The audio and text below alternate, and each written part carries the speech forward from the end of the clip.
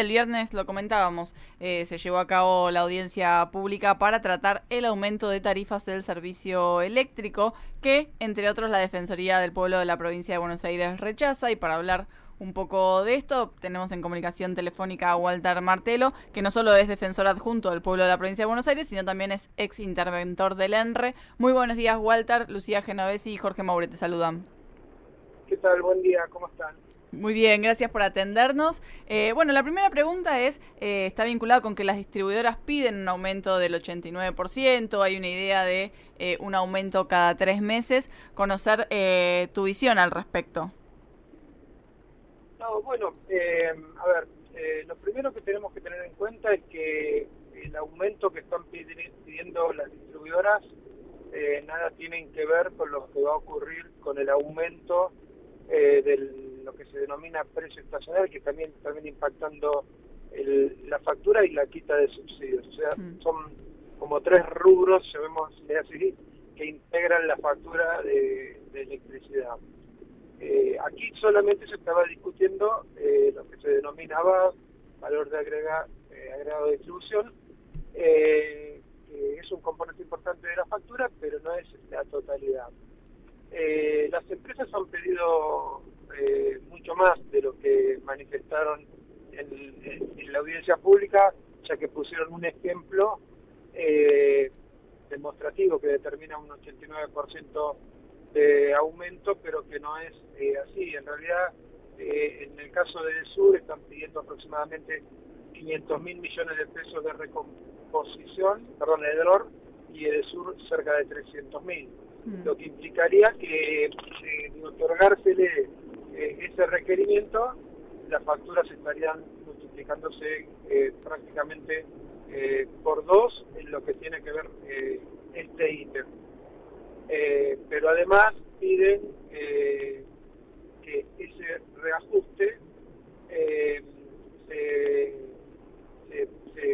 se vaya modificando cada mes por el mismo porcentaje que la inflación, con lo cual de aquí a marzo vas a tener otro aumento que va a rondar aproximadamente, no sé cuál va a ser el índice de inflación, pero nadie estima menos del 60%. ¿Cuál es? Sí.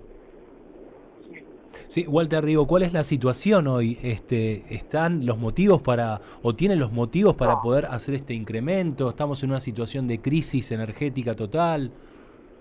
Sí, obviamente estamos en una situación de crisis, no porque, como manifiestan ellos, no han tenido tarifas, porque en realidad lo que ocurrió durante todos estos años es que lo que no se pagaba por tarifas lo financiaba el gobierno nacional.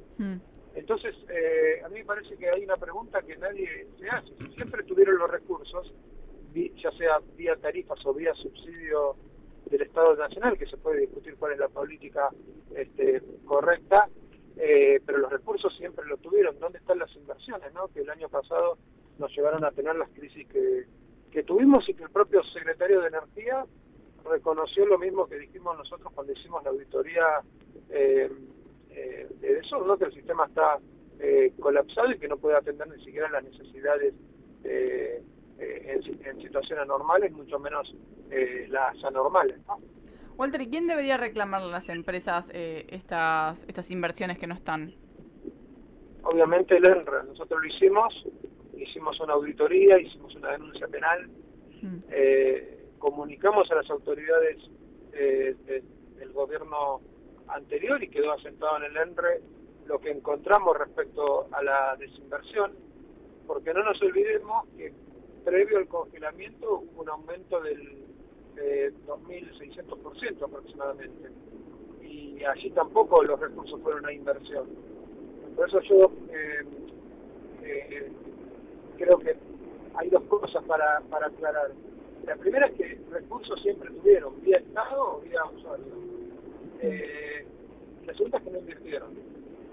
La tercera cuestión que me parece importante también es que negarse la situación de los aumentos que te comenté, el 1 de febrero se tiene que publicar lo que se denomina precio estacional, esto es el precio que pagan las empresas por comprar la energía. Bueno, ese precio está dolarizado, con lo cual producto de la devaluación que, digamos, que plasmó el gobierno en el inicio, seguramente el precio estacional se va a multiplicar por 2 y por 3, y además la quita de subsidios, ¿no? O sea, entonces me parece que aquí la clase media lo que va a ver es en los meses de abril y mayo, que su factura se multiplica por 4 y por 5, o sea, no hay manera que esto no suceda si se aplican todas estas cuestiones de forma de shock como plantea el gobierno, y eso va a alguna forma contradecir lo que estableció la Corte Suprema de Justicia, que en su momento determinó que las tarifas deben acompañar los ingresos de los usuarios, no pueden estar desfasadas. Aquí claramente vamos a un 300, 400% de aumento en muy pocos meses, que seguramente ningún salario va a acompañar esa cifra. Claro. Walter, uno se acuerda del escenario de lo que fue el año pasado, con cortes masivos de luz, vecinos cortando, una ciudad que era una boca de lobo, y ahora esta situación por lo menos no se está viendo de tamaña magnitud a lo que se veía hace 12 meses atrás. ¿Esto a qué se debe? ¿Hay una explicación, Walter? Sí, hay una explicación claramente, que es la temperatura. O sea que esta semana podríamos tener novedades. Sí, esta semana. Esperemos que no, que se hayan tomado las previsiones que por lo menos nosotros dejamos antes de dejar el cargo. Pero sí, por recordar que solamente el 12 de marzo, algo que donde ya el verano prácticamente había desaparecido, tuvimos una semana y media cercana a los 40 grados de temperatura. Claro. Bueno, eso demuestra claramente que el sistema no estaba preparado. Pero también acordate que con temperaturas bajas, como fue el año nuevo de 2023, sí, un globo aerostático dejó media ciudad de Buenos Aires sin luz. Claro. Lo que también demuestra los sistemas de falta de protección, ¿no? Entonces, realmente hemos tenido el fenómeno climatológico en enero, que nos ayudó bastante, donde prácticamente no hubo temperaturas que superaran los 30-31 grados. Walter, el viernes se llevó a cabo la audiencia pública, también hay audiencias públicas para lo que es el gas, para lo que es el transporte. Por un lado, preguntarte la importancia de las audiencias públicas, y por otro, preguntarte por el caso puntual de la tarifa de transporte, que hoy en día está suspendida justamente porque la instancia de participación ciudadana denunciaron que era irregular o que no cumplía los requisitos de una verdadera instancia de participación.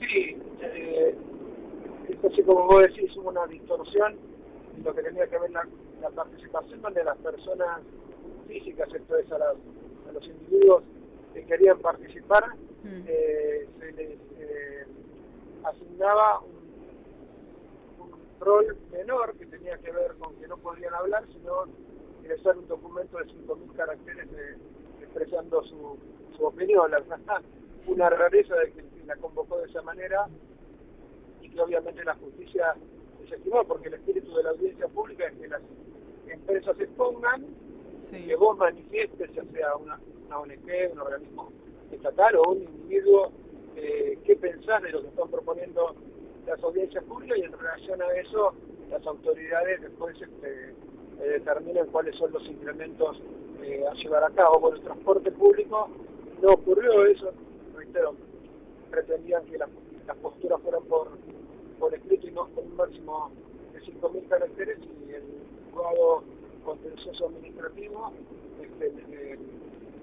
hizo lugar a una cautelar que será examinada a partir de que termine la feria y empiecen a regir los plazos normales de derecho en los juzgados. En este sentido, preguntarte si vos ves que hay como una especie de ninguneo a esa situación, como bueno, manden 5.000 caracteres y chau, y si esto influye en que no es vinculante, digamos, esa instancia. Sí, no solo en eso, mira, yo creo que es razonable el planteo también que se hizo y amparo de que tiene que ser mixta, un sistema híbrido, ¿no? Me parece que en modo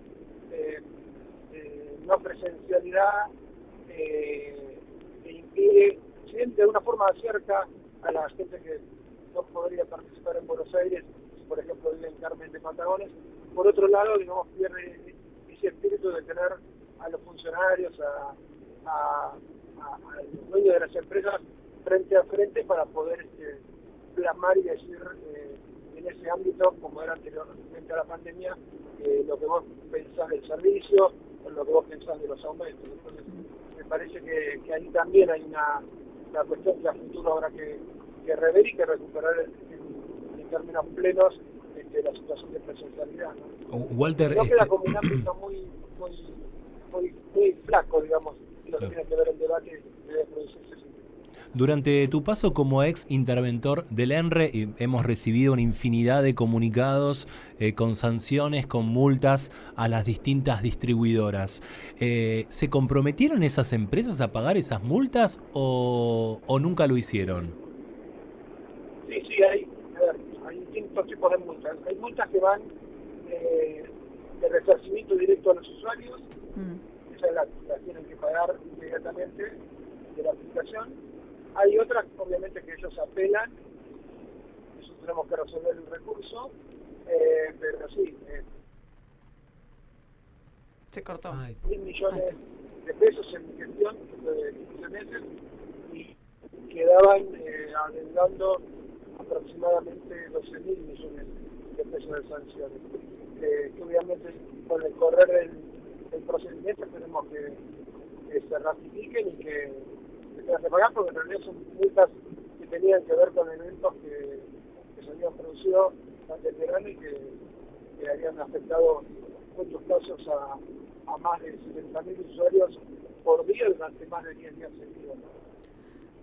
Walter, te agradecemos un montón este rato con nosotros y seguramente te volvamos a convocar en breve puntualmente por tu labor en la Defensoría del Pueblo de la provincia.